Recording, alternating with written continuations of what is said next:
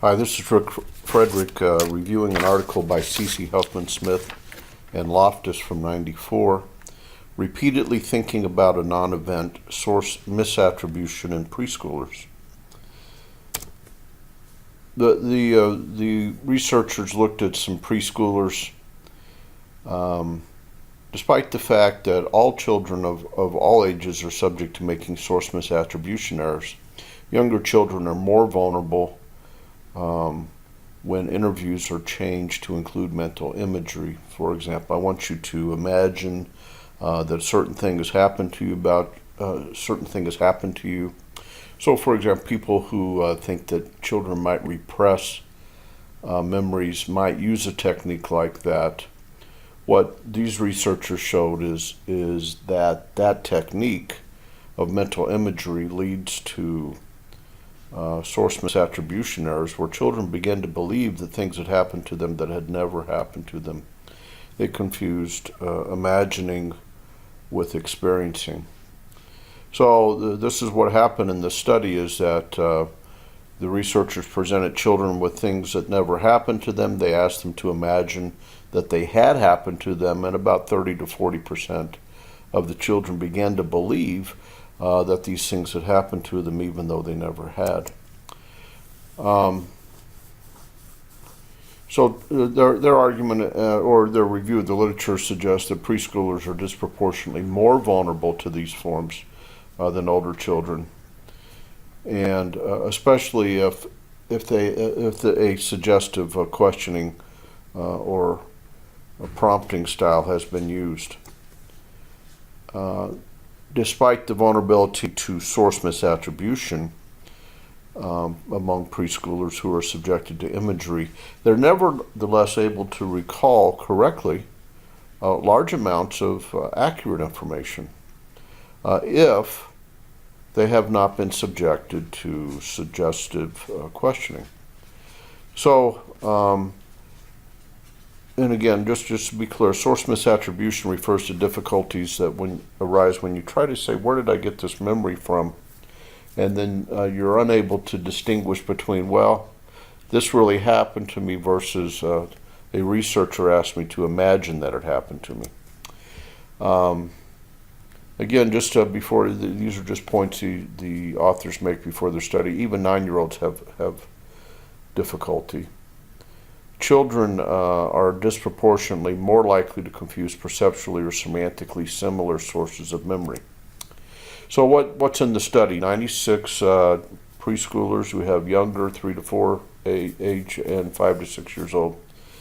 And so what they did is just went through and said, what's happened to your child? What sorts of things has your child done? Gone to Disneyland, got their finger caught in a mouse trap, so on and so forth. These sorts of events, so they could think up events that had not happened to the children. Getting your finger stuck in a mousetrap was a common one that hadn't happened to them. So children were interviewed and reported things, and the parents said, no, here's things that never happened. So couple of things: getting your finger caught or going on a hot air balloon ride. So on 7 to 10 separate occasions, about 7 to 10 days apart, children were asked to recall events, and if they said they couldn't remember, they were asked to imagine them. And these are the data from the study, showing that about half of the younger children on the first event said, yeah, that did happen to me, to things that didn't. About a quarter of the older children said so. By the 7th session, about a third of each group. And if you look below, the accuracy rates for things that actually did happen to them were very good. This is their point, that if things actually did happen, they are good sources of information for that.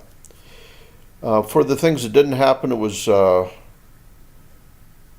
was some flip-flopping where children said, well, it does, doesn't. And then another important point of the paper is that there was some trouble in debriefing as some children refused to believe that things had not happened to them. But Mom, I remember my finger being caught in the mousetrap. You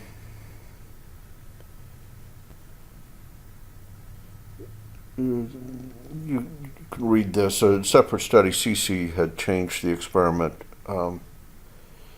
But children who had a prolonged period of suggestive interviewing were much more difficult to debrief, to get them to believe that really it was just all made up.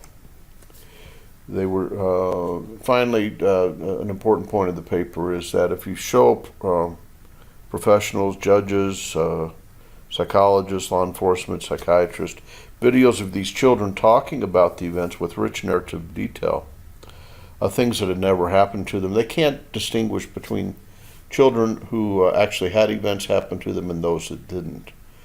This is just a result of the imagery that they were asked to participate in and the suggestive questioning. All right, thanks very much.